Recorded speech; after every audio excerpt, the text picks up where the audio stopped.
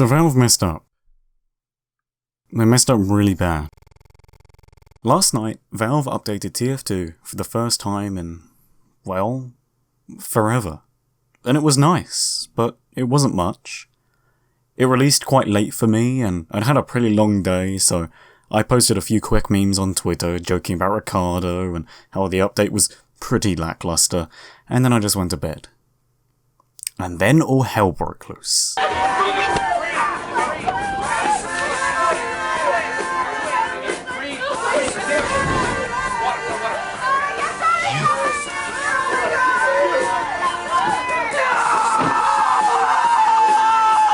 See, this update wasn't as mundane and benign and as boring as I thought it would be. In fact, it was kind of the opposite. I mean, when I woke up, I was expecting some kind of mediocre jokes about, oh, Valve doesn't know how to open their game, Valve doesn't know how to update their game, oh, Valve doesn't have any tabs, oh. Not this. Or this. Or this. But what was happening?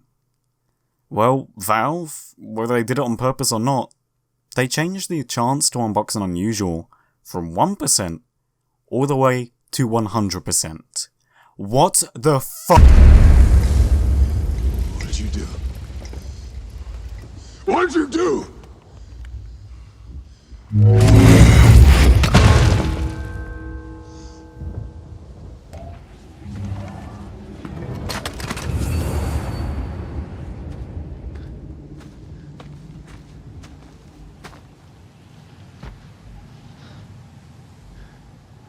This basically means that if you unbox one of these crates, you are bound to get an unusual hat.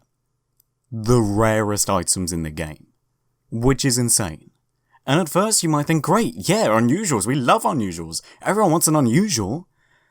But unusual hats are the backbone of TF2 trading. Or at least they were. Seeing them crash is terrifying, and it could spell the end of the economy.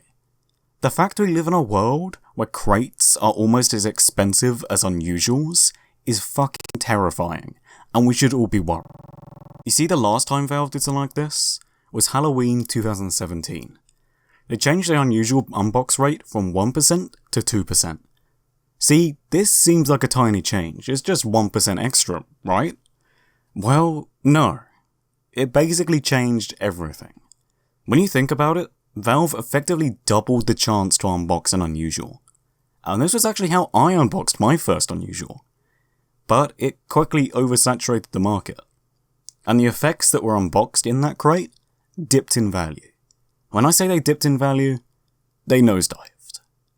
Now, imagine what would happen if, say, Valve was to change the unbox rate from, let's say, 1% to 2% to 100%. Well, what happened? Well, to be fair, we just don't know. There are theories that Valve has done this on purpose in order to kill TF2 and go out with a bang and make a little bit of cash on the side, which does seem somewhat ridiculous, but it is Valve, so who knows. And there's other theories that someone at Valve just made a simple mistake and that they're all too busy making card games to actually even realise or fix it. But at the end of the day, we just don't know. It's coming up to almost a day, 24 hours since the broken update released, and we've seen nothing. Literally nothing. No patches, no updates, no communication. Nothing. Radio silence.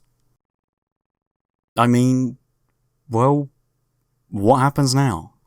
Let's say it was just a simple mistake from some poor Valve employee.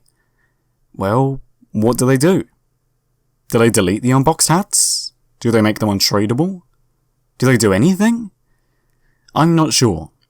I feel like no matter what Valve decides to do, it's gonna be massively controversial. This is a huge thing, and I can see it having a huge ramification on the entire game. Even if you don't care about hats, trading makes up a huge part of the player base in TF2, and it's what keeps many people invested in the game. So if the market does die completely, where do these people go? Where will it leave TF2? I don't know, but it's not looking good. I'm ironically not a fan of preaching that this is the doomsday of TF2 or that this will kill the game. But, well, to put it simply, it could. Depending on Valve handling this well and how the market responds, we could see this being the extinction of TF2 trading. Valve successfully assembled the 22 community cosmetics, snapped their fingers, and now half of all TF2 players will cease to exist. Maybe. I mean, whatever happens, it's been fun. Let's all hug it out, cross our fingers, and try not to die. Okay? Okay. That sacred motion, my devotion is leading me into the heartland. I wanted to be an astronaut, but so did everyone. And I'm just not that smart, man.